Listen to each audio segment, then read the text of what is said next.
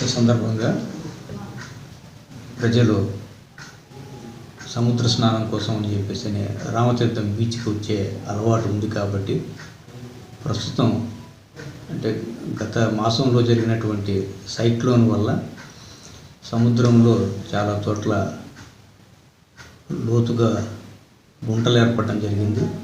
దీనివల్ల ఏ గుంతల్లోనో ఏ గోతులోనో పడితే చాలా ప్రమాదం. నిన్న అల్లూరు మండలంలో కూడా ఇదే విధంగా 4 పిల్లలు వెళ్ళేసి చనిపోవడం జరిగింది.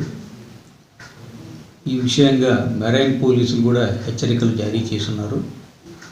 నిన్నటి రోజున కూడా చాలామంది సముద్రానికి రావడం జరిగింది. వాళ్ళు చెబుతూ ఉన్నప్పటికీ కూడా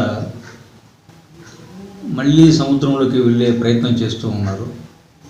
కనీసం పెద్దవాళ్ళైనా వాళ్ళని చెప్పి ఈ విధంగా సముద్రం అల్లకల్లోలంగా ఉంది, ఇబ్బంది పడతారు అని చెప్పేసి వాళ్ళని కంట్రోల్ చేయాల్సిన బాధ్యత పెద్దలది. పెద్దలు కూడా గమ్ముగా ఉంటే రేపు నష్టం జరిగితే అందరం బాధపడాల్సి ఉంటుంది.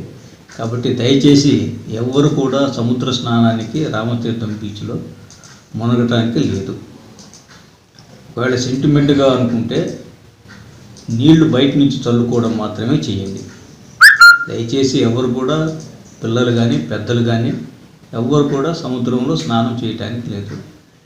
ఏదైనా జరిగితే తర్వాత అందరం ఇబ్బంది పడతాము, అందరూ బాధపడతాం. కాబట్టి ఈ బాధ నుంచి మనం ఉపశమనం కావాలి అంటే అసలు వెళ్లకుండా ఉంటేనే బాగుంటుంది. కాబట్టి దయచేసి ప్రజలందరూ కూడా ఈ విజ్ఞాపనను అంగీకరిస్తారని చెప్పేసి కోరుకుంటున్నాను. సెలవు ఉంది, పిల్లలకి సెలవులు ఉన్నాయి, ప్లస్ ఆదివారం వచ్చే అవకాశం ఉంది కాబట్టి ముందరగానే హెచ్చరికలు జారీ చేస్తున్నాం. అదేవిధంగా మెరైన్ వాళ్ళు కూడా హెచ్చరికలు జారీ చేస్తున్నారు.